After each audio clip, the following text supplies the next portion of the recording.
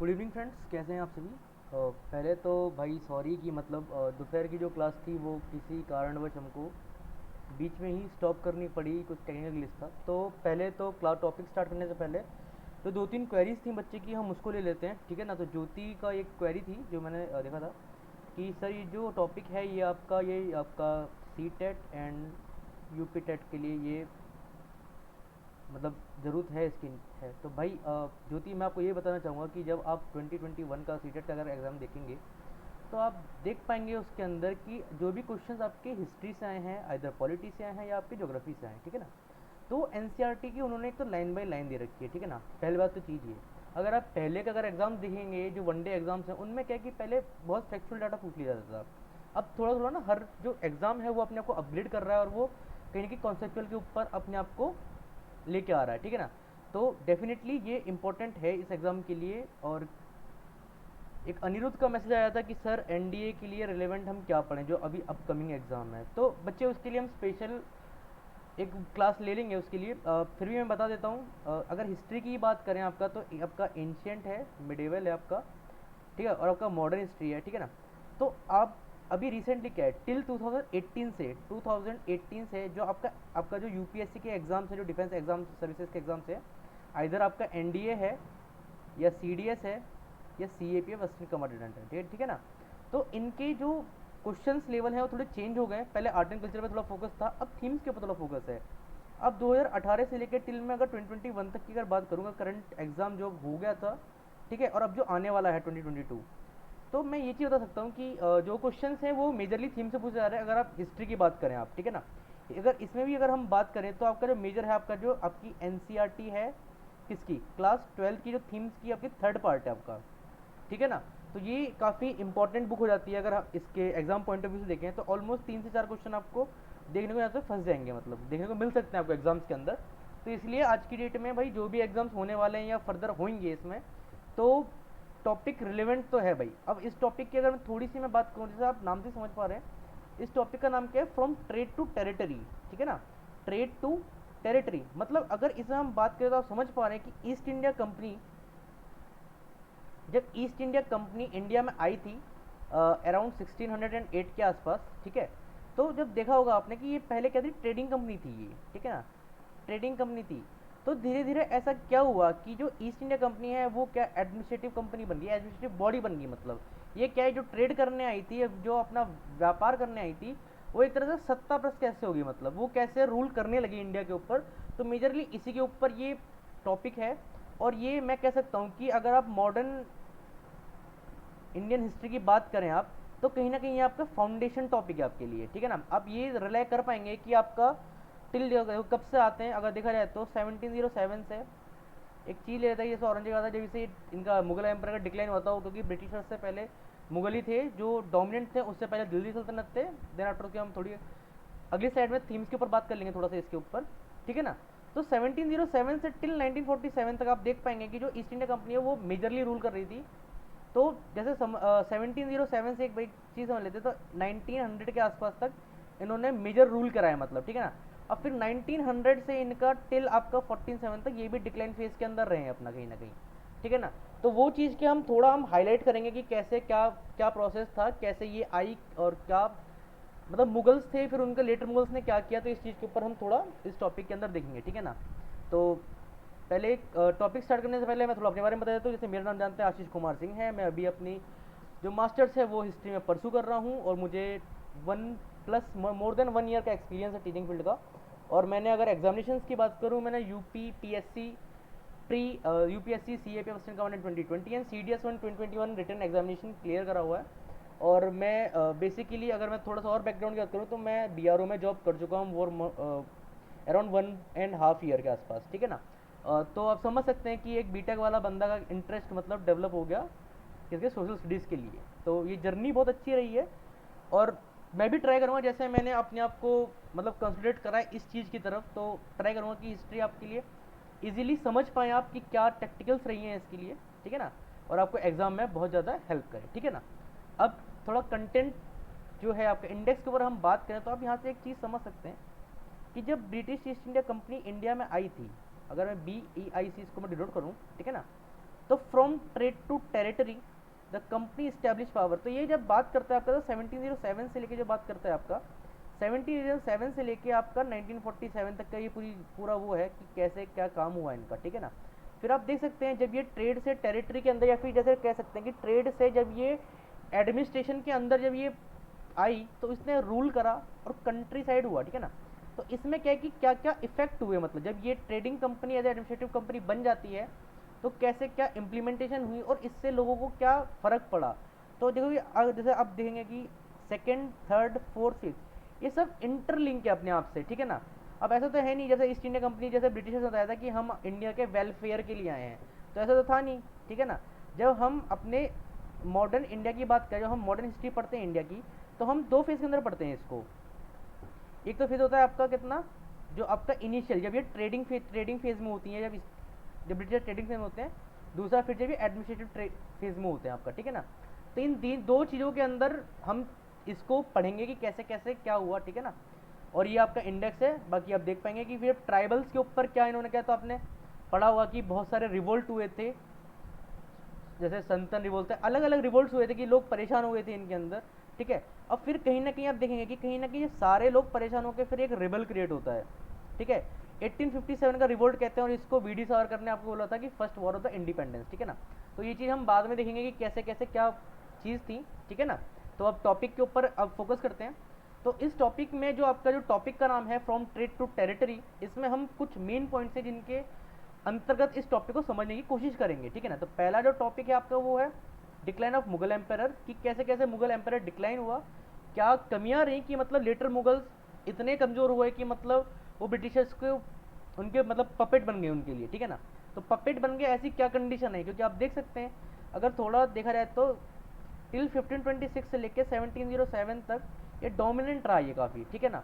अब जो एम्पायर या जो किंगडम इतना डोमिनेंट रहा तो अचानक ऐसा क्या हुआ कि ये बिल्कुल अपने डिक्लाइन फेज में आ गया, ठीक है ना।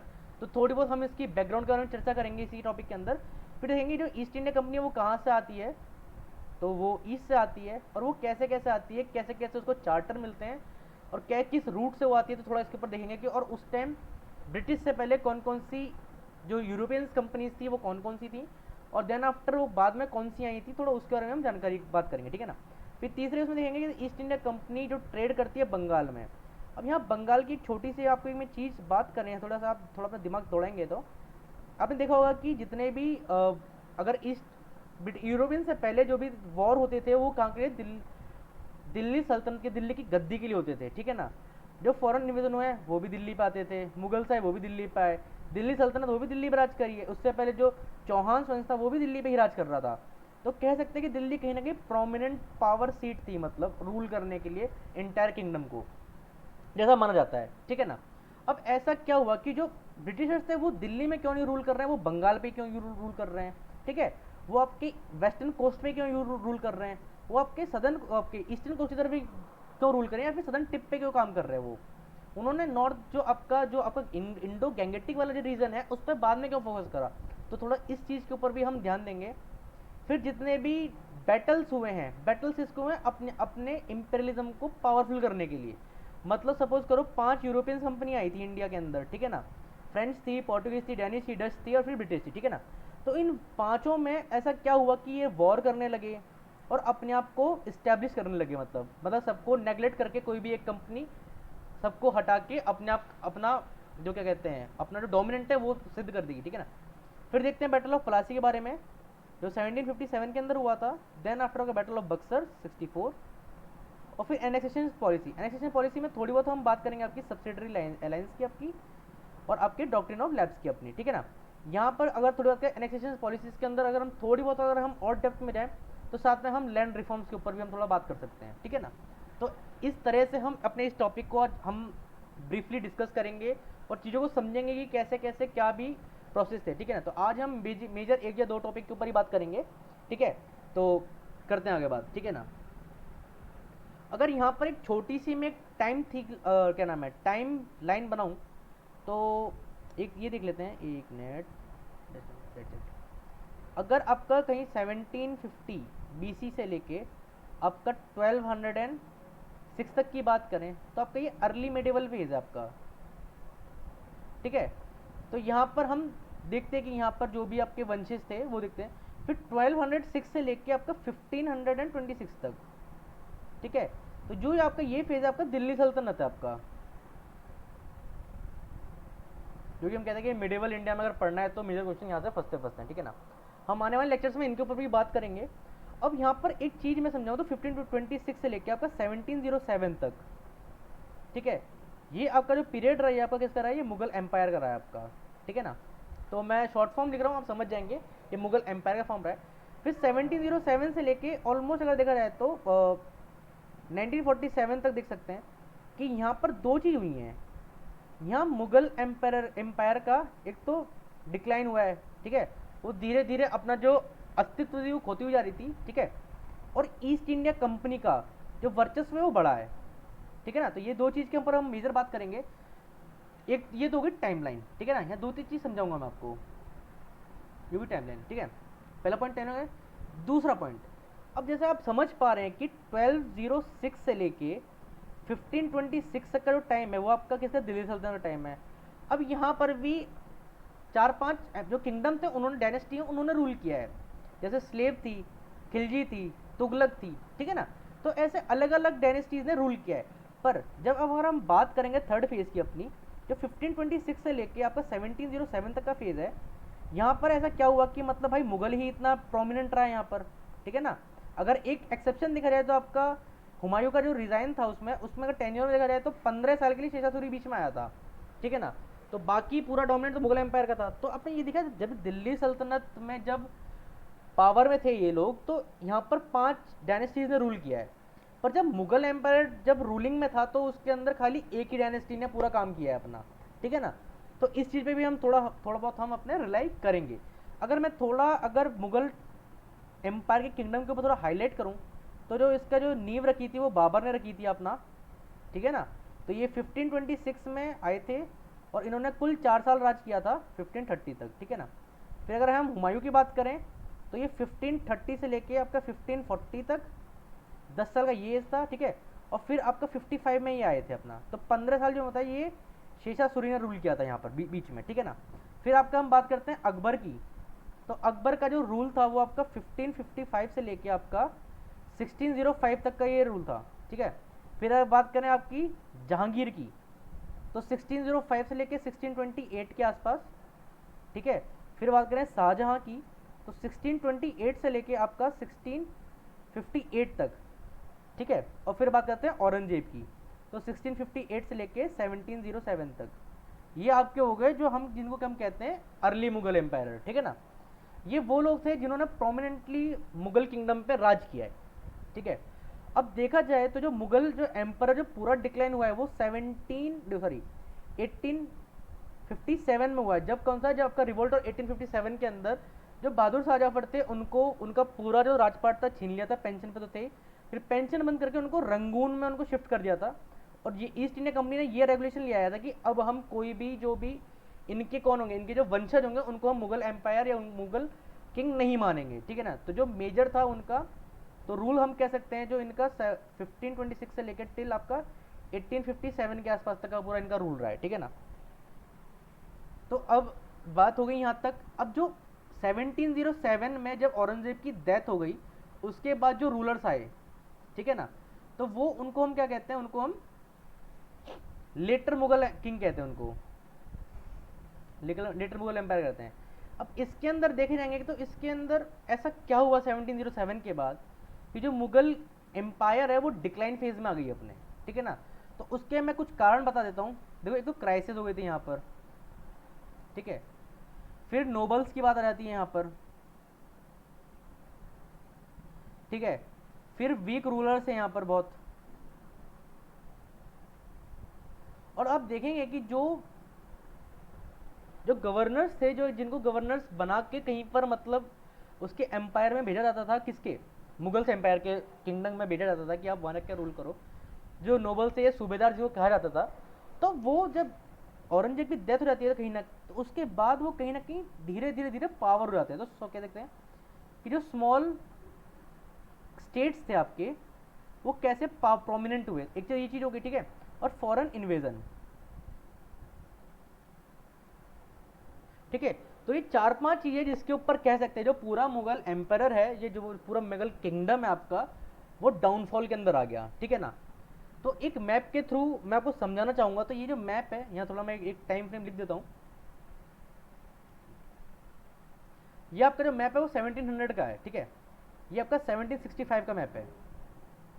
डिफरेंस कितना हो गया? 65 ईयर का डिफरेंस हो गया, ठीक है ना। अब अगर आप यहाँ देखेंगे तो जो ये बाउंड्री है आपकी, ये वाला जो पूरा रीजन है आपका, ठीक है, ये वाला पूरा यहाँ तक, ये पूरा आपका मुगल एम्पायर का रीजन था आपका, ठीक है। अब यहाँ पर मैं थोड़ी थोड़ी बात करूँ, देखो यहाँ पर जो थोड़े थोड़े जो कहते हैं ना स्मॉल स्टेट जो पावर में आए थे उसके बाद, तो एक तो क्या बंगाल आपका, ठीक है, हैदराबाद हो गए, मराठास हो गए, ठीक है, और यहाँ पर फिर मैसूर है, ठीक है, और फिर आपका जाट्स, अवध, सिख एम्पायर, ठीक है ना। तो ये मतलब ऑलमोस्ट आप कह सकते हैं कि औरंगजेब ने बहुत ज़्यादा एक्सपेंशन किया है किसका? मुगल किंगडम का। तो यहाँ से एक बात मैं आपको क्लियर कर दूँ, जो आपके क्राइसिस थे आपके, तो वो क्या थे कि जो औरंगजेब ने दक्कन में अपना वर्चस्व कायम करने के लिए, या औरंगजेब ने अपना डोमिनेंट क्रिएट करने के लिए, कहाँ पर? सदर्न इंडिया में। तो वहाँ पर जितने उसने वॉर करी, उसने बहुत ज़्यादा अपना जो पैसा है वो बहुत बहाया था वहाँ पर, ठीक है ना। तो जो उसने इतना पैसा बहा दिया, तो जो लेटेस्ट मुगल्स जो किंग थे, उनके पास सफिशेंट अमाउंट नहीं था किसके लिए, कि वो अपना जो अपना राजपाट है या जो उनका किंगडम है वो आराम से उसको चला सकें। तो एक पॉइंट तो यहाँ से क्लियर हुई कि क्राइसिस क्यों आए थे, कि डेक्कन में वर्चस्व कायम करने के लिए जो औरंगजेब ने बहुत ज़्यादा पैसा बहा दिया था, किसके फॉर्म में? वॉर के फॉर्म में, ठीक है ना। तो उसको कंसोलिडेट करने के बाद जब उन्होंने कब्जा कर लिया डेक्कन में, तो उसके पास एनफ रिसोर्सेज नहीं बचे किसको? जो लेटेस्ट मुगल्स थे उनको अपना किंगडम चलाने के लिए। तो क्राइसिस वाला क्लियर, तो पॉइंट तो क्लियर हो गया, ठीक है।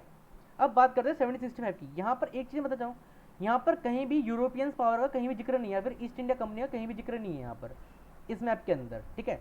अब बात करते हैं 1765 की मैप की बात, ठीक है। अब यहाँ पर जैसे आप देख पा रहे हैं, इसमें लिखा हुआ है जो आपका थोड़ा ब्राउन स्किनी कलर है, territory under the British control mid 18th century, ठीक है। तो मिड 18th सेंचुरी 1750 के आसपास की बात कर रहा है कहीं ना कहीं।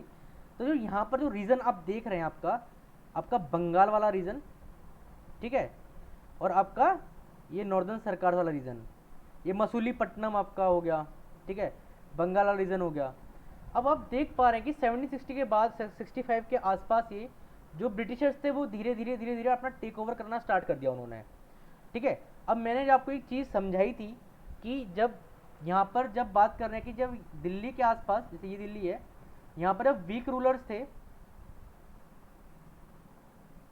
तो वही ब्रिटिशर्स ने सीधा यहाँ कैप्चर ना करके उसने साउथ मतलब एक तो यहाँ पर ईस्टर्न कोस्ट पे अपना आपका सूरत भी उनका बहुत अच्छा बेस था उनका, मसूलीपट्टनम बहुत अच्छा बेस था उनका, और मद्रास भी काफ़ी अच्छा बेस था उनका, ठीक है ना। ये वाला रीजन आपका, ठीक है।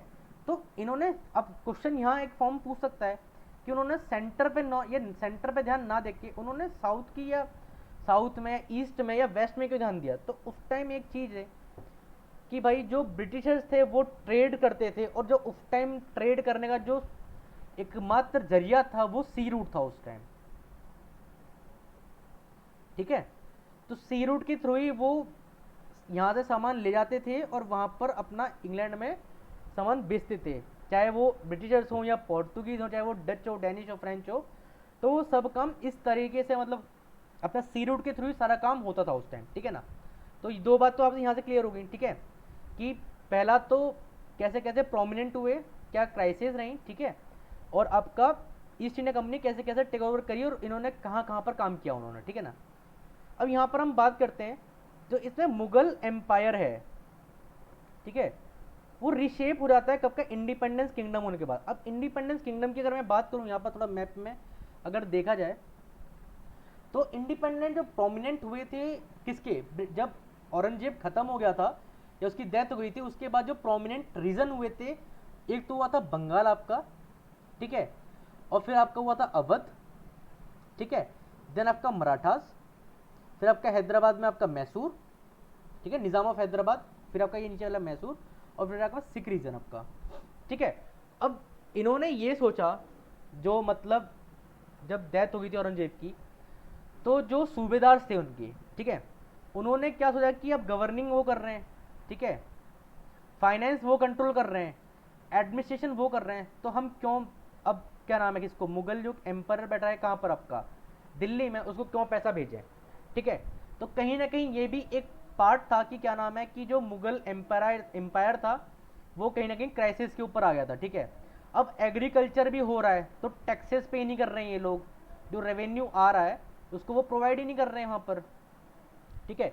तो the by 1765 notice another power the British, यहाँ पर एनसीईआरटी सीधा कह रहा है जो अनदर पावर थी, कौन सी, ब्रिटिश थी, वो सक्सेसफुली क्या करती है, ग्रैब करती है किसको, major chunks of eastern India, ठीक है। अब ईस्टर्न इंडिया की बात करें तो सबसे पहले, अगर थोड़ा एक मिनट, हाँ ये ब्लैंक, एक मिनट, हाँ एक चीज़ मैं समझाता हूँ यहाँ पर आपको, ये ले लेते हैं आपका एक इंडिया का टेरिटरी ले लेते हैं, मैप ले लेता है, ठीक है ना, ये आपका बंगाल वाला रीजन है। अब आप समझ सकते हो कि क्या नाम है, जो ईस्ट इंडिया कंपनी थी उसने बंगाल को ही इतना क्यों रूल करा, मतलब इतना बंगाल पे क्यों फोकस किया। अब आप समझ सकते हैं कि यहाँ से कहीं इधर से गंगा आ रही है, ठीक है ना, और इधर नामचबरा की तरफ से कहीं आपकी आ रही है क्या, ब्रह्मपुत्र, ठीक है। तो जो आपका ये दो रिवर आ रही हैं आपकी भाई, ये इतना फर्टाइल लैंड क्रिएट कर देंगी, ठीक है, कि यहाँ पर जो एग्रीकल्चर है वो क्या होगा, बहुत ज़्यादा इंपॉर्टेंस के तौर पे आ जाएगी यहाँ पर। एक बात तो ये हो गई, ठीक है। दूसरा जो कॉजेस था वो क्या था कि सी रूट यहाँ से बहुत इजीली अवेलेबल था। अब हम एक चीज़ पढ़ते हैं, कोलकाता जो है वो क्या है, वो नेचुरल पोर्ट क्रिएट करता है, और यही मद्रास में अगर हम बात करें तो ये जो मद्रास का जो पोर्ट है वो आर्टिफिशियल पोर्ट है यहाँ, ठीक है ना। तो दो चीज़ समझ आ गई कि बंगाल पे ही क्यों नज़र थी इनकी, ठीक है ना। तो हमने समझ लिया कि ईस्टर्न इंडिया के ऊपर इनका जो डोमिनेंस है इन्होंने क्यों फोकस किया। फिर क्राइसिस आ गए थे एम्पायर के अंदर, कौन से एम्पायर के अंदर, मुगल एम्पायर के अंदर और लिटिल मुगल्स के सामने। तो मुगल एम्पायर क्या था, वो भैया अपनी हाईएस्ट सक्सेस कब, जब वो औरंगजेब के रीजन में था, ठीक है ना। जो औरंगजेब का जो टर्म था उस टाइम जो मुगल एम्पायर था वो अपने बहुत ज़्यादा चरम सीमा पे पहुंच गया था, बहुत ज़्यादा हाईली सक्सेसफुल रीजन हो गया था। तो ऐसा क्या हुआ, जो क्राइसिस हुए, ठीक है ना, 17th सेंचुरी के अंदर, कि वो डिक्लाइन फेज में आ गया, ठीक है। तो नंबर ऑफ फैक्टर्स की हमने बात करी हैं। तो जो एम्पर औरंगजेब था वो मिलिट्री एंड फाइनेंशियल रिसोर्सेज जो था कि वो उसने कहाँ किया था, मैंने आपको बताया था, जब दक्कन में आपका वॉर वो लड़ रहा था या दक्कन में अपना किंगडम को इस्टेब्लिश करना चाहता था, तो वहाँ पर मिलिट्री एंड फाइनेंशियली रिसोर्सेज को उसने बहुत ज़्यादा वेस्ट किया। वेस्ट नहीं कह सकते, मतलब उसने अपने आप साम्राज्य बढ़ाने के लिए, भाई ऑब्वियस सी बात है पैसा खर्च करना पड़ता है, ठीक है। अब इसके अंदर क्या हुआ कि जो सक्सेसर थे उनके पास क्या था, पैसा नहीं बचा था, किसके लिए, आराम से आपका इंपीरियल एडमिनिस्ट्रेशन के लिए, ठीक है ना। अब जब एडमिनिस्ट्रेशन करने के लिए पैसा ही नहीं होगा तो भाई कहीं ना कहीं तो इकोनॉमी डाउन होगी। अब ठीक है ना। अब सपोज कीजिए जो सूबेदार हैं अगर उनकी सैलरी नहीं पहुंचेगी टाइम से, तो वो क्या करेंगे, वो या तो वो विरोध करेंगे, या फिर जो उनके पास पावर है, चाहे वो टैक्स कलेक्ट की है, चाहे वो एडमिनिस्ट्रेशन की है अपनी, ठीक है, वो क्या करेंगे, वो फिर प्रोवाइड नहीं करवाएंगे इनको, ठीक है ना। तो दोनों ही सूरत में डिक्लाइन तो हो ही रहा है ना इसमें। तो आप देख पा रहे हैं जो इसके पास जो औरंगजेब की डेथ हो गई थी, तो जो मनसबदार थे वो कहीं ना कहीं पावर हो गए थे, मतलब जो सूबेदार थे अपने, वो इंडिविजुअल अपने अपने रीजन को लेके इंडिपेंडेंटली हो गए थे, और इससे क्या हुआ, जो मुगल किंगडम थी वो ब्रेक डाउन हो गई थी वो, ठीक है। तीसरी चीज देखते हैं, जो नोबल्स थे, अब जब लेटर मुगल्स इतने वीक थे तो कोई ना कोई तो उनको चलाता। तो लेटर मुगल्स को एनसीईआरटी या हम जो करते हैं वो कहते हैं पपेट पढ़ते हैं उनको हम, कठपुतलियाँ होते थे वो सारे, ठीक है। वो अपने नोबल्स के भी कठपुतलिए थे, ठीक है, ईस्ट इंडिया कंपनी के भी कठपुतलियाँ थे, ठीक है। और जब आप देख पाएंगे, जब हम बैटल ऑफ प्लासी की बात करेंगे तो आप देखेंगे मीर जाफर मीर कासिम को एज अ पपेट के तौर पे उन्होंने एक तरह से खिलौना समझ लिया था, कि तूने रेवेन्यू नहीं दिया तो भाई तेरे को बैठा दिया, तूने रेवेन्यू नहीं दिया तेरे को बैठा दिया, ठीक है ना। तो आप देखेंगे कि विद इन फ्यू ईयर्स की मतलब फेजेस ऐसे आते हैं कि जो मुगल के एम्पायर, जो आपके बंगाल के जो भी क्या नवाब्स होते थे, उनको यूं ही फटाक से चेंज कर दिया जाता था, ठीक है ना। तो अभी यहाँ की बात करते हैं, तो नोबल्स क्या थे, वो अपॉइंट करते थे गवर्नर्स को, ठीक है। और कंट्रोल करते थे किसके officer, revenue and military administration. और यहाँ पर इससे क्या होता था, अब यहाँ पर एक चीज़ अगर हम समझें, अगर सपोज करो ये एक नोबल है, ठीक है, अब इसके पास दो आदमी है जिनको ये सेलेक्ट कर सकता है, ठीक है। अब ए ने बोला कि मैं आपको 5 लाख रुपए दूंगा, और बी ने बोला मैं 6 लाख रुपए दूंगा, आप मेरे को इलेक्ट करवा दीजिए। अब नोबल्स जो ज़्यादा पैसा देगा भाई, नोबल्स तो उसको इलेक्ट करवाएंगे ना, ऑब्वियस सी बात है। तो यहाँ पर हम एक चीज़ देख सकते हैं कि जो आपका मुगल किंगडम के अंदर, लेटर मुगल्स के अंदर जो एक चीज़ देखी गई थी कि जो नोबल्स थे वो करप्ट हो गए थे, मतलब जो मुगल एम्पायर था वो करप्शन बेस्ड पे हो गया था, कि जो ज़्यादा पैसा देगा हम उसको क्या करेंगे, उसको किंगडम बना दिया जाएगा उसको, ठीक है ना। तो एक चीज़ ये। अब यहाँ हम बात करते हैं जो इमरजेंस हुए थे न्यू स्टेट के, तो यहाँ पर एक मैप के थ्रू हम समझाना चाहूँगा। भाई प्रोमिनेंट तो 4-5 हुए थे, पर जो इंपॉर्टेंट थे वो 3 थे आपके, ठीक है। एक आपका बंगाल हो गया था आपका, ठीक है, एक आपका निज़ाम ऑफ हैदराबाद हो गया था आपका, और आपका ये कहीं अवध हो गया था आपका, ठीक है ना। तो ये 3 मेजर चीज़ थी जिनके ऊपर मतलब जो इंडिपेंडेंटली न्यू स्टेट जो एट इंस्टेंट मतलब उभर के आए थे वहाँ पर, ठीक है ना। तो with the decline of authority of Mughal emperor, the governor of large province and सूबेदार्स and the great zamindar consolidate their authority different part of the subcontinent. तो ये मैं वही समझाना चाहता हूँ, जब वीक रूलर्स आए तो उन्होंने, जो गवर्नर्स थे उन्होंने अपने आप को इंडिपेंडेंट घोषित कर दिया था, ठीक है ना। और हम खुद अपना एडमिनिस्ट्रेशन, अब राजपाट हम खुद चलाएंगे अपना, ठीक है। The state that were the old Mughal provinces like Awadh, Bengal and Hyderabad although extremely powerful and quite independent. तो मैंने बताया था एट द इमीडिएट फेज के अंदर देखा जाए तो एक साथ ये अपने आप को आज़ाद घोषित कर देते हैं आफ्टर, किसके बाद, औरंगजेब की डेथ के बाद, ठीक है। और फिर ये अपना इंडिपेंडेंटली अपना रूल करते हैं। तो जो मेजर जो एक चीज़ जैसे यूपीएससी CAPF 2020 में 2021 में एक क्वेश्चन आ गया था कि वो कौन था जो बंगाल को इंडिपेंडेंटली इसने अपने आप को घोषित किया था, अब किसके बाद, औरंगजेब की डेथ के बाद, ठीक है ना। तो कौन थे आपके, मुर्शिद कुली खान थे आपके। सेम चीज यहां बात करते हैं अवध की, तो सद्दत खान थे आपके। और आपका जो आपका हैदराबाद वाला रीजन था, इसको असद जहाँ लेके निकले, असद जहाँ अपना को इंडिपेंडेंटली घोषित किया था, ठीक है ना। तो ये जो आपका जो ये वाला जो स्टेटमेंट है, ऑलमोस्ट आप अगर क्वेश्चंस देखेंगे प्रीवियस ईयर मतलब किसी भी एग्जाम के, तो आपको एक क्वेश्चन यहाँ से मिल सकता है कि कौन सा रूलर या कौन सा नवाब था या कौन सा निज़ाम था जो अपने रीजन को इंडिपेंडेंट करके निकला था, किससे, ब्रिटिश, उससे मुगल एम्पायर से, ठीक है ना। तो ये बहुत इंपॉर्टेंट लाइन हो जाती है यहाँ पर। तो आपने देख लिया कि डाउनफॉल्स कौन कौन से थे यहाँ पर, कि क्राइसिस आ गए थे, करप्शन आ गया था मुगल किंगडम के अंदर, वीक रूलर थे, स्मॉल स्टेट हुए थे, और कहीं ना कहीं फॉरेन इन्वेजन की अगर मैं बात करूँ तो आपने सुना होगा नादिर शाह, ठीक है ना। नादिर शाह आया था दिल्ली पे, उसने अटैक किया था और कोहिनूर लेके चला गया था वो, ठीक है। अब कोहिनूर शाहजहां अपने क्राउन में पहनते थे, मतलब ताज में पहनते थे, कौन, शाहजहां, ठीक है। तो नादिर शाह जब दिल्ली पर अटैक किया था तो वो कोहिनूर लेके चला गया था, और उसी जब क्राइसिस, जब मुगल एम्पायर अपने क्राइसिस मोड में चल रही थी मतलब, और उसी बीच में क्या होता है, थर्ड बैटल ऑफ पानीपत भी हो जाता है, ठीक है ना। तो कहीं ना कहीं देखेंगे फॉरेन इन्वेजन और वॉर्स के बीच में कहीं ना कहीं मुगल एम्पायर की जो नींव थी वो बहुत ज़्यादा हिल गई थी, ठीक है ना। अब यहाँ पर एक मैं एक मैप के थ्रू समझाना चाहूँ, तो ये आपका जो मैप है, ये 1797 का मैप है। जब जो जितनी बात हमने अभी तक समझी है कि कैसे कैसे डोमिनेंट हुआ है ईस्ट इंडिया कंपनी, अभी आई नहीं है, मतलब कैसे कैसे बाइफरगेट हो गए कौन कौन आपके मुगल्स, जो बाइफरगेट, जो स्मॉल स्टेट जो उभर के आए थे, ठीक है। अब यहीं पर एक चीज़ था, जब अंग्रेजों ने देखा कि भाई साहब ये सब इनकी एक दूसरे बनती नहीं है, इंडिपेंडेंटली ये लोग निकल गए, तो कहीं ना कहीं हम फ़ायदा उठा सकते हैं, और अंग्रेजों ने इसी का ही फ़ायदा उठाया। कब तक, आपके जब तक वो पूरे डोमिनेंट में नहीं आ गए थे, ठीक है। अब यहाँ एक चीज़ देखिए जो आपके इसमें इस वाले मैप की अगर हम बात करिए, मैप 1 है, ये मैप 2 है, और ये आपका मैप 3 है, ठीक है ना।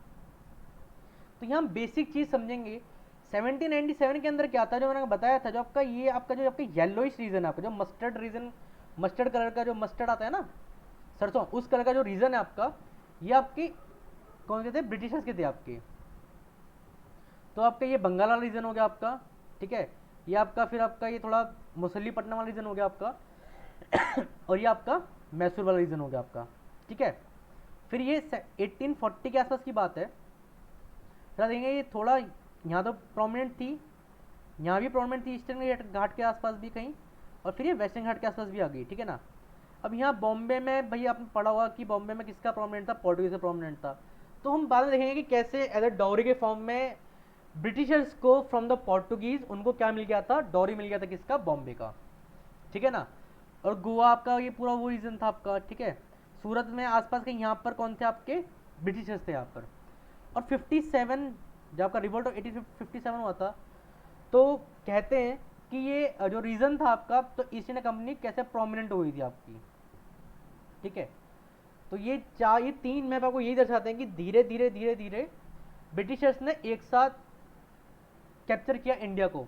ब्रिटिशर्स की जब पॉलिसीज हम पढ़ेंगे और थोड़े वॉर के ऊपर हम जानेंगे, तो आपको दो तीन चीज़ बताऊँ। कभी ब्रिटिशर्स ने ना एक साथ कभी कोई वॉर नहीं लड़ी आपने। अगर हम देखा जाएगा कि अगर हम फ्रेंच के ऊपर बात करें, ठीक है, मराठास की बात करें, आपके आपके मैसूर की बात करें, तो इनसे यही नहीं कि एक साथ ये एक ही जंग में उनको हरा दिया है, फिर नेगलेक्ट कर दिया है, फिर हटा न्यूट्रलाइज कर दिया है, नहीं। मैसूर के साथ 4 वॉर हुए हैं भाई साहब, ठीक है। 4 वॉर्स हुए हैं किसके साथ, आपके ब्रिटिश और आपके मैसूर रीजन में, आपके जो आपके हैदर अली और टीपू सुल्तान वाला जो रीजन था आपका, ठीक है ना।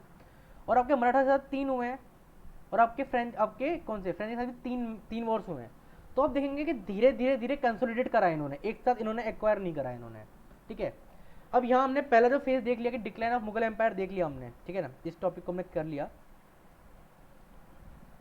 फिर हम बात करते हैं, Aurangzeb was the last and the powerful Mughal ruler, he establish control over the large part of the territory known as India. तो मैंने आपको एक बात बताई थी कि डेक्कन की तरफ जो मुगल किंगडम, जो मुगल एम्पायर था जिसने डेक्कन पर रूल करा, एक क्वेश्चन पूछ लिया जाता है, तो वो कौन था आपका, औरंगजेब, ठीक है ना। तो ये वही चीज़ है, औरंगजेब ने मतलब इतना वेल्थ अपना वेस्ट कर दिया था या फ्लो कर दिया था किसमें, डेक्कन पे रूल करने के लिए। तो मुगल गवर्नर्स जो सूबेदार थे और जो बिग जमींदार थे, वो ऐसे नहीं हो गए थे अपनी ऑथोरिटी और स्टेबल रीजनल किंगडम जिसके हमने बात करी है। जो आपके सिख थे, जाट थे, आपके आपके मैसूर था, अवध था, बंगाल रीजन था आपका, या मराठा एम्पायर था आपका, ये कहीं ना कहीं अपना अलग अलग हुए थे, ठीक है ना। जो पावरफुल रीजनल किंगडम्स थे वो वेरियस पार्ट में उभर के आए थे। और जो दिल्ली था, मैंने आपको बताया था मैप के थ्रू, जो दिल्ली की जो सीट थी वो पहले प्रोमिनेंट होती थी, वहाँ पर वीक रूलर ने क्या हुआ था, वीक रूल लगाए थे, तो इफेक्टिवली मतलब वो रूल नहीं कर पाए थे, तो लॉन्गर फंक्शन तक नहीं रह पाया था ये वाला, ठीक है ना, इफेक्टिव सेंटर नहीं रह पाया था। अगर आप बात, मैंने आपको बताया था 1707 तक जो दिल्ली थी वो तख्त था किसका, रूल करने का, तगड़ा वाला जो कहते हैं प्रोमिनेंट। जैसे अभी हम इंडिया है, जो जो प्रेसिडेंट है आपके वो दिल्ली में सीट करते हैं आपकी राष्ट्रपति भवन में, ठीक है ना। और सपोज करो कोई और कोई रूलिंग पावर आ जाए और वो इसको नॉमिनेट कर दे, तो समझ रहे ना कैसी वो स्थिति होगी, तो वो वाली बात है। By the second half 8th century new power was emerge in the political horizon called British, ठीक है।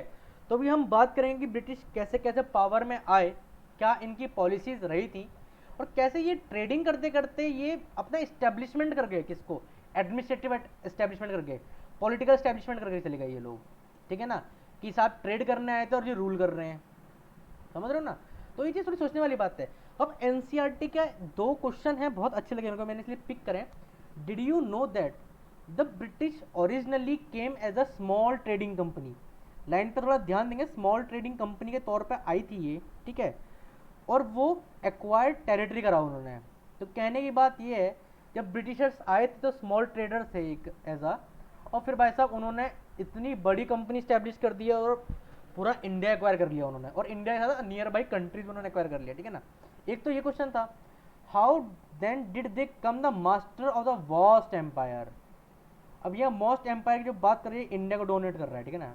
तो ये इंडिया को डोमिनेट कर रहा है कि इंडिया पे कैसे उन्होंने अपना वर्चस्व कायम किया, ठीक है ना। अगर आप कोई कोई दिक्कत है तो आप भी पूछ सकते हैं।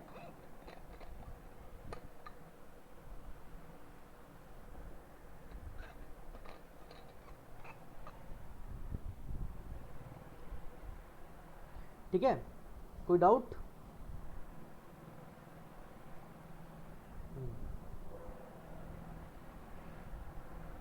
अब यहाँ थोड़ी हम बात कर लेते हैं, east India company come from east, ठीक है ना, ईस्ट से ईस्ट इंडिया कंपनी आती है। अब यहाँ थोड़ा इस मैप को अगर मैं थोड़ा जूम करना तो जूम हो जाएगा भाई कंप्यूटर मास्टर, ये तो कुछ और ही हो गया, एक मिनट।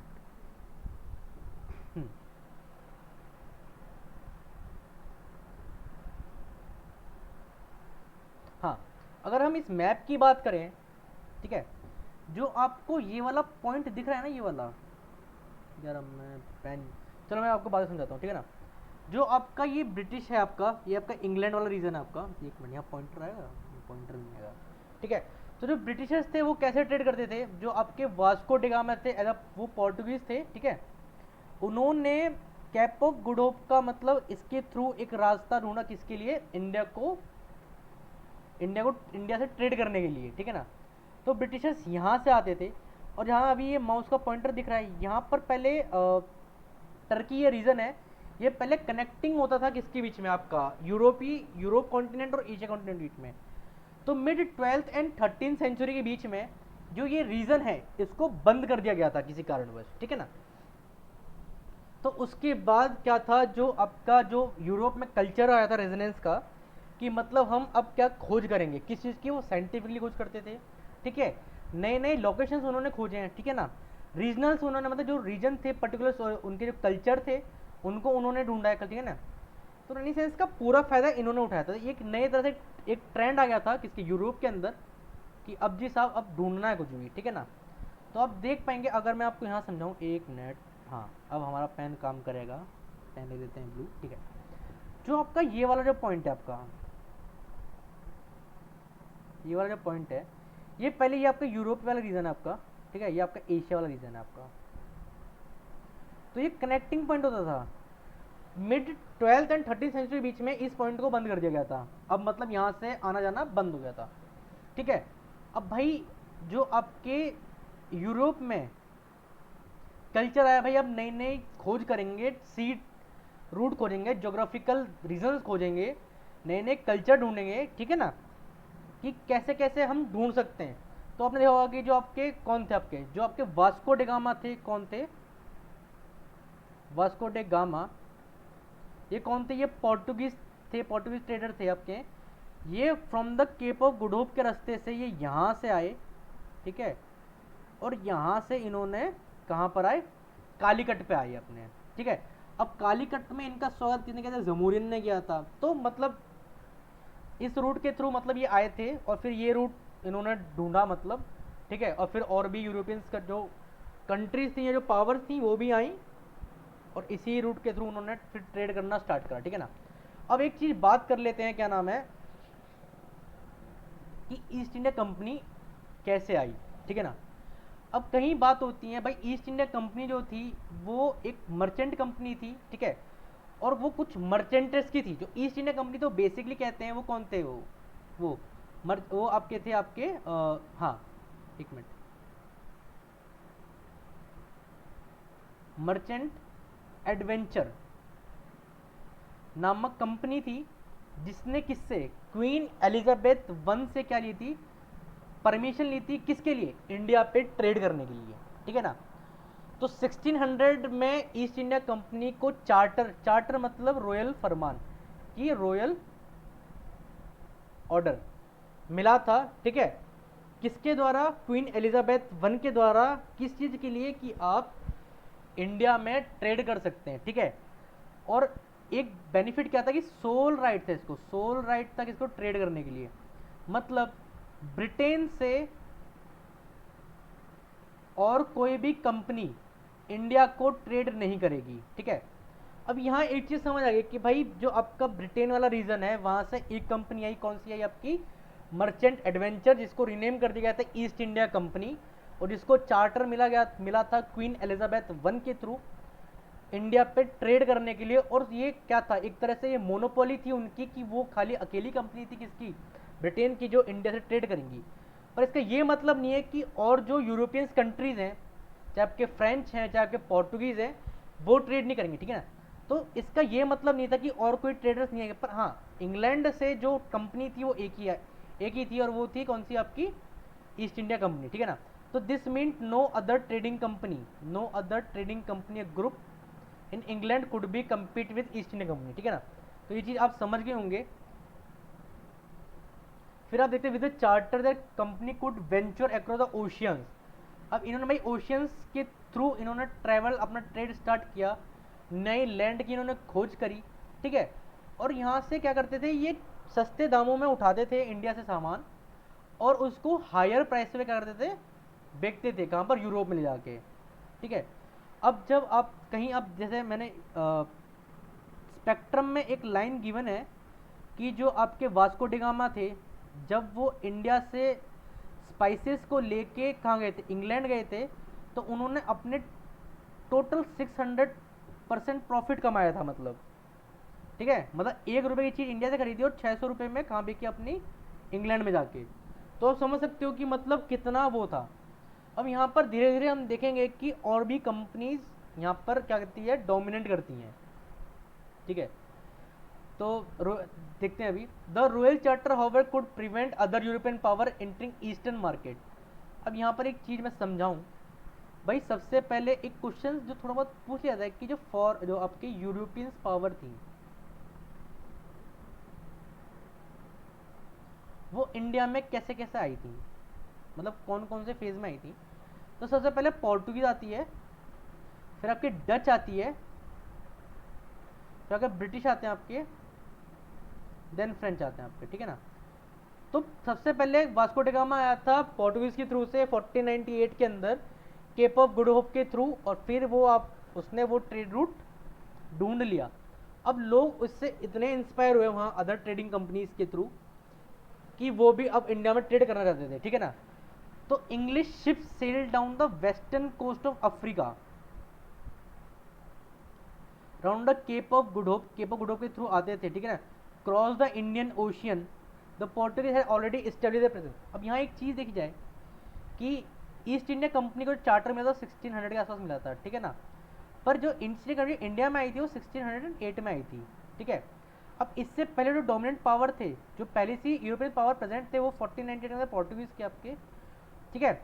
और 15 मिड 16th सेंचुरी के आसपास आपके डचेस भी थे यहाँ पर, ठीक है। तो यहाँ एक चीज़ दिख रहा है, जो आपके मेज प्रोमिनेंट थे, तो यहाँ क्वाड्रेंगल था एक तरह से, ठीक है, कि मार्केट तो एक है, इंडिया। अब यहाँ पोर्टुगीज हैं, फिर डच आ गए, फिर ब्रिटिश आ गए, फिर फ्रेंच आ गए और डेनिश भी आ गए, ठीक है। तो आप देख सकते हैं कि एक मार्केट है और ट्रेडर्स कितने, 4-5 हो गए। अब यहाँ पर क्या आएगा कि यहाँ पर कंपटीशन तो होगा भाई, ऑब्वियस सी बात है, ठीक है। अब कंपटीशन होगा तो किस बेस पे कंपटीशन होगा, तो एक चीज़ समझते हैं। जैसे पोर्टुगीज, सपोज करो पोर्टुगीज सबसे पहले आए थे, एक एग्जाम्पल लेते हैं, हम एक लेते हैं बॉटल का एग्जाम्पल लेते हैं जो इंडिया में बन रही है। अगर पोर्टुगीज इंडिया में एक बॉटल खरीदते हैं 10 रुपये में, ठीक है, जब ये अकेली कंपनी, ये कंपनी 1 है, ठीक है, तो वो इंग्लैंड में कितने, यूरोप में कितने बिकेगी वो जाके, 100 रुपये का, जिस पर एग्जाम्पल ले लेते हैं, ठीक है। फिर आप क्या आ गए, डच आ गए, उन्होंने ये बोतल खरीदी 50 रुपये की और उसको बेच दिया 300 रुपये में, ठीक है। अब फिर अब इंग्लिश आ गए, इन्होंने ये बोतल खरीदी 100 रुपये में और इसको 250 रुपये में बेची यहाँ पर, ठीक है। अब कहीं ना कहीं से आप देखते जाओगे, जब रेगुलर ट्रेड चलता रहेगा तो किसी भी चीज़ की अगर रेगुलर सप्लाई होती जाएगी तो जो उसकी डिमांड है वो कहीं ना कहीं कम होती चली जाएगी, ऑब्वियस सी बात है। तो जब फ्रेंच आएंगे यहाँ पर तो वो इस बॉटल को खरीदेंगे कम से कम, सपोज करो 150 रुपीज़ में, पर वो वहाँ बेचेंगे उसको कितने में, 150 रुपये में। तो इससे हम क्या चीज़ समझ रहे हैं कि कहीं ना कहीं इन चारों कंपनी में कहीं ना कहीं क्या था, एक तरह से कंपटीशन हो गया था कि कैसे हम अपना ट्रेड करें। अब भाई मार्केट तो एक है, अब यू पावर तो 5 नहीं रह सकती ना, अब कहते ना एक म्यान में 2 तलवार नहीं रह सकती। अब कैसे न कैसे नेगलेक्ट तो करना पड़ेगा। तो हम देखते हैं कि जो इंग्लैंड है या जो ब्रिटिश है, जो ब्रिटिश ईस्ट इंडिया कंपनी है, वो इन सारी कंपनियों से क्या करती है, अलग अलग फाइट करती है, ठीक है। और इनको न्यूट्रलाइज करने के बाद वो एंड मोमेंट पे अपना डोमिनेट कर लेती है, ठीक है। तो ये वो बात हो गई कि कैसे ईस्ट इंडिया कंपनी ही इंडिया में डोमिनेंट रही और जो फॉरेन और जो यूरोपियन कंपनी आई थी वो क्यों इंडिया में ट्रेड नहीं कर पाई, ठीक है ना। तो चीज़ समझ गए होंगे कि कैसे इनको मतलब कैसे मार्केट से हटाया गया यहाँ पर, ठीक है ना। अब यहाँ पर हम देख लेते हैं द प्रॉब्लम वाज द और companies were interested the buying, ठीक है। अब हम बात कर रहे थे कि क्या क्या मिलता था इंडिया में। फाइन क्वालिटी ऑफ कॉटन, ठीक है, silk produced in India, had a big market in Europe, ठीक है। जब आप आई थिंक क्लास 12th की एनसीईआरटी है उसके अंदर हम बात करते हैं किसके बारे में, कि क्या आया था, कॉटन की डिमांड अचानक बढ़ गई थी। कब? जब अमेरिकन वॉर हुआ था तो उन्होंने कॉटन सप्लाई बंद कर दी थी। तो अमेरिका पहला मतलब कंट्री था जो बहुत ह्यूज अमाउंट में कॉटन सप्लाई करता था, कि इसको यूरोप को, ब्रिटेन को, देन आफ्टर आपका इंडिया था आपका, ठीक है ना। तो एक साथ डिमांड हुई आपकी कॉटन की कहाँ पर, इंडिया में, देन आफ्टर वो यूरोप में जाने लगी, ठीक है। और जो चीज़ जो फेमस थी इंडिया के अंदर वो थी पेपर, ठीक है, काली मिर्च कहते हैं, क्लोव लॉन्ग, कार्डेमम आपका होगा किसको, इलायची को, और सिनेमम होता है आपका तेज पत्ता को, ठीक है। इसकी भी ग्रेट डिमांड थी इंडिया के अंदर। तो और जो आपका केरला वाला रीजन है उसको हम वैसे भी स्पाइसेस स्टेट कहते हैं, ठीक है ना। अब कंपटीशन था यूरोपियन कंपनीज के अंदर, ठीक है, और उन्होंने क्या था, पुश अप द प्राइसेस कर दिए थे। मैंने बताया कि प्राइस कैसे कैसे डिमांड के अंदर आए। तो इंडिया ने भाई पहले तो बहुत कम आया है, ठीक है ना। तो गुड्स कुड बी परचेज, ठीक है, and reduce the profit of could be earn. तो मैंने जैसे जैसे समझाया आपको कि कंपनी इंडिया में तो हैवी अमाउंट पे उठा रही है, पर यूरोप के अंदर क्या है, रेट डाउन करके बेच रही है अपना, कि अपना सामान बिक जाए। तो इससे क्या हुआ था, जो ओनली ट्रेडिंग कंपनीज थी वो अपने जो राइवल कंपनी थी उनको क्या कहती, एलिमिनेट करेगी, ठीक है। अब इसमें एलिमिनेट करने के क्या क्या कारण दिए, ये एनसीईआरटी ने बहुत अच्छा दिया है। थ्रू द 17 और 18 सेंचुरी में रेगुलर शैंक कर देते थे, डुबा देते थे किसको, शिप्स को, जो कॉम्पिटिटर थे, जो राइवल्स थे उनके, ठीक है, उनके रूट्स को ब्लॉक कर दिया जाता था, ब्लॉकेट द रूट्स, ठीक है। और सप्लाई ऑफ गुड को काट दिया जाता था, मतलब ठीक है, जो उनकी जो कहते हैं ना सप्लाई जाती है उनको काट दिया जाता था जब वो किसी मुसीबत में आते थे, ठीक है ना। तो ऐसे ऐसे करके क्या नाम था, इन्होंने एक दूसरे का राइवल्स को मतलब एलिमिनेट करने की कोशिश करी, ठीक है। और अल्टीमेजम जो बाद में जो चीज़ आई वो वॉर था, जो मैं आपको आगे लेक्चर में हम पढ़ेंगे, ठीक है। अब यहाँ क्या था कि अपना सपोज करो कोई भी कंपनी है, ठीक है, अब सपोज करो कि कोई टाटा कंपनी है, ठीक है, टाटा एस्टैब्लिश कंपनी काफ़ी। अब ये कंपनी कोई मैन्युफैक्चर या फिर कोई सामान खरीदेगी तो कहीं तो रखेगी भाई उसको, ठीक है ना। तो वेयर हाउस को हम क्या कहते हैं, वेयर हाउस क्या होता है, जहाँ पर हम सामान को ह्यूज अमाउंट में रखते हैं, ठीक है। अब भाई वेयर हाउस रखेंगे तो ऑब्वियसली बात है, अभी क्या, अभी हम देखते हैं वेयर हाउस होता है 3 शेड्स के ऊपर, ठीक है ना। सपोज ये इस शेप में होते हैं, ठीक है। अब उस टाइम तो इस सब का वो नहीं था, उस टाइम क्या था, फोर्टिफिकेशन होते थे इसी एरिया के। अब जब भाई जब ट्रेडर्स थे वो जब आम अपना करेंगे अपना, ठीक है, तो फोर्टिफिकेशन तो करेंगे अपना, जब सामान को भाई कहाँ रखेंगे। अब सपोज करो एक ह्यूज अमाउंट तक तो शिप्स के अंदर लिया जाता है, उससे ज़्यादा अगर एक्सटेंड आइटम है तो वो तो शिप्स के अंदर जाएगा नहीं, वो तो अगला जब राउंड जब भी जाएगा ना उसके अंदर। तो इसके अंदर देखेंगे कि फोर्टिफिकेशंस की भी कहीं ना कहीं स्टेब्लिशमेंट स्टार्ट हो जाती हैं। जो यूरोपियंस कंपनी थी वो अपने फोर्टिफाइड फोर्ट को बनाना स्टार्ट कर दिया, जैसे हम पढ़ते हैं स्टेन डेविड, स्टेन जॉर्ज अपना, और फोर्ट विलियम।